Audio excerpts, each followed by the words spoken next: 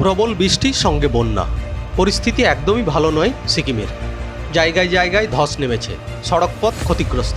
সেই কারণে যোগাযোগ ব্যবস্থা পুরোপুরি বন্ধ হয়ে গিয়েছিল। এই অবস্থায় ভারতীয় সেনা যুদ্ধকালীন তৎপরতায় ব্রিজ তৈরি করল। 70 ফুটের এই সেতু তৈরি করতে তারা সময় নিল মাত্র 72 ঘন্টা। এক নাগাড়ে বৃষ্টির জন্য উত্তর সিকিম একেবারে লণ্ডভণ্ড।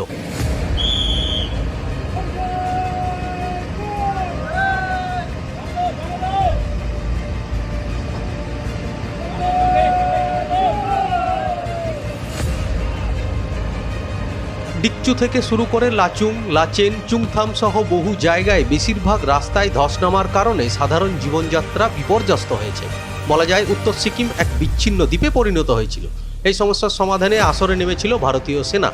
ত্রিশক্তি কর্পসের সেনা ইঞ্জিনিয়াররা গ্যাংটকের ডিকচু সাংলাং রোডে একটি 70 ফুটের ব্রিজ তৈরি করেছে।